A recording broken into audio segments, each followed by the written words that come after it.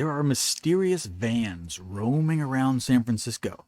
They stop suddenly at random locations and they pick up people on the street. These people are never seen again. These vans picked up more than a dozen people in broad daylight on August 30th. They pick up about that many almost every day in the heart of San Francisco. That's almost 100 people every week that we know of.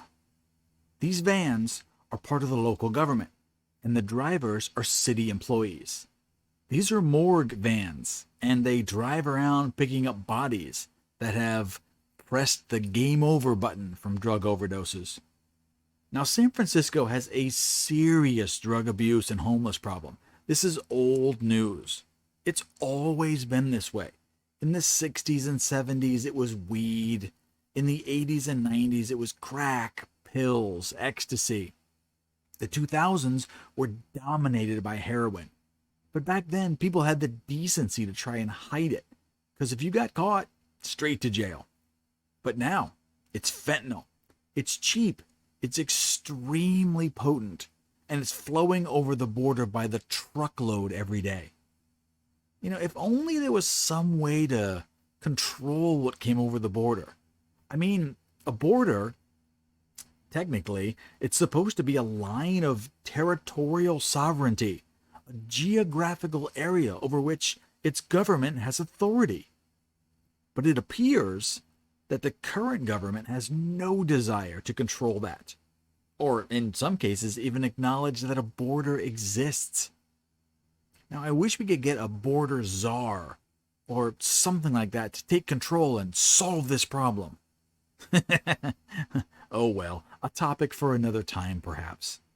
But back to San Francisco. How did the problem get so bad so quickly?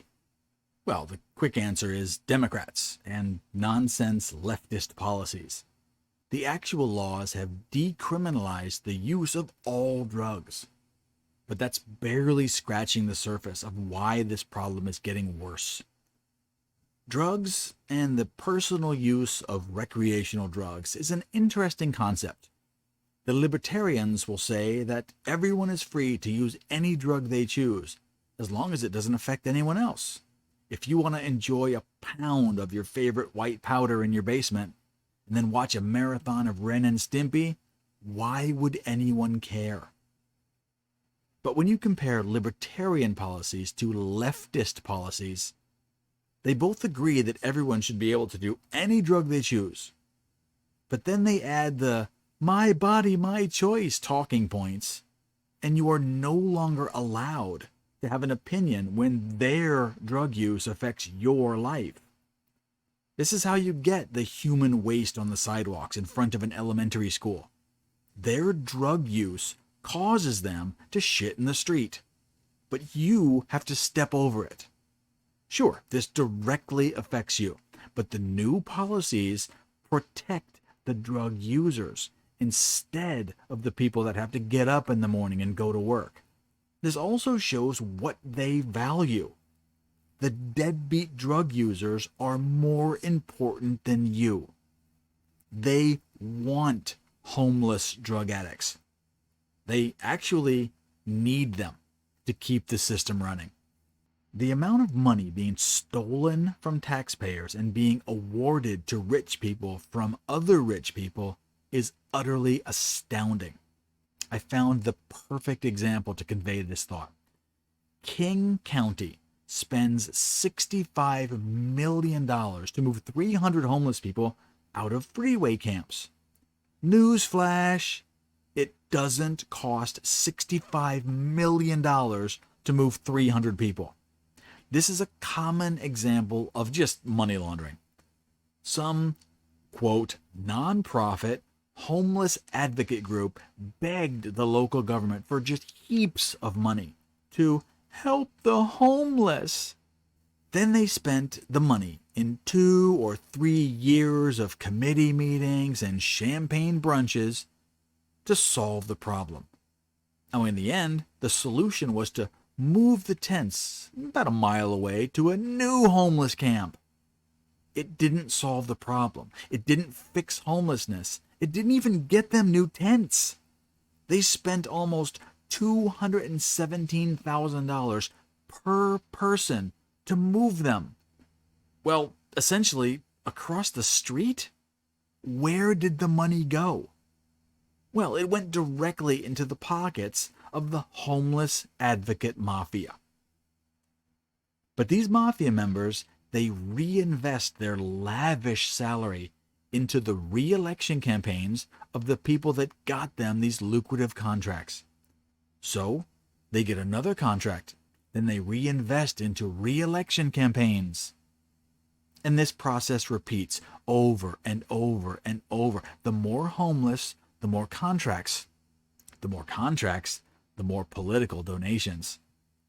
Can you see why this can never end? It has to keep growing. Leftist cities absolutely need more homeless. Now, plus, the politicians can bribe homeless people into voting leftist. It's literally paying for votes. When you promise pocket money, cash, like $100 every week to a homeless person, and then you remind them who gave them the money, who do you think they're going to vote for? Plus, they provide shuttle vans and sandwiches on voting day, buying votes. You can't describe it any other way. Okay, so now the city has homeless people on every street corner, underpass, sidewalk. Now they don't have jobs, but they have been given generous cash payments and EBT cards. So why not buy drugs? They're legal now. There's not going to be any punishment. So of course, naturally, this leads to drug use, and then drug abuse, and then inevitably overdose and death. Here's where the mystery vans come in. Instead of trying to solve the problem, they just hire more advocate groups or government employees to drive around and collect the bodies. The city government has absolutely no plans on reducing homelessness, drug abuse, public health waste problems, or dead bodies piling up like firewood. They don't want to solve the problem. They want to clean up after it, then get right back to finding or creating more homeless people. Now, we can't leave this as a hopeless issue.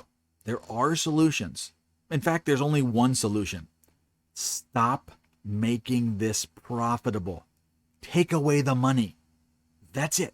Take away the money. Now, there are quite a few examples of this because there are many ways to take away the money. 1. Leave. Move away. Pack up your crap and go somewhere else. Have you seen the number of people leaving California and heading to Arizona, Vegas, Texas, Florida, Tennessee, literally anywhere? But number 2, stop doing business in the districts with these policies. Now, if you can't leave, shop in a different town. You're going to have to drive 30 minutes or maybe even an hour away to go grocery shopping. But none of those sales tax dollars will go to the town that hates you. Number 3, the most drastic form of taking the money away is with direct taxes. I'm talking about property taxes, all the taxes on your vehicle, homeowner's tax, sales tax, all the taxes. Now, I got to give you a warning. I must declare that refusing to pay your taxes is a crime, and I can't, under any circumstances, recommend committing any crimes. But based in reality, smoking crack and taking a dump on the street is also a crime. And this particular location will not prosecute crimes. So they have shown that crimes are not going to be prosecuted. Well, you figure that out. You try to square that circle. But here's a hypothetical question. A thought experiment, let's say. If crimes are not prosecuted, are they even crimes anymore? Now, when they finally run out of money, this problem will end. So what happens to the thousands or millions of homeless addicts on the street? Well, they're going to have to learn to get a job and get cleaned up and take care of themselves. Some are not gonna make it, and that's too bad. But we've reached a point where the minority can no longer carry the majority. It's just math. It's gonna end. So if you like stories like this and things that are underreported, go ahead and slap that thumbs up button and give me a follow. It gets me motivated to go do more stories, and I know you guys love hearing stuff like this. Thanks a bunch. I'll talk to you again soon.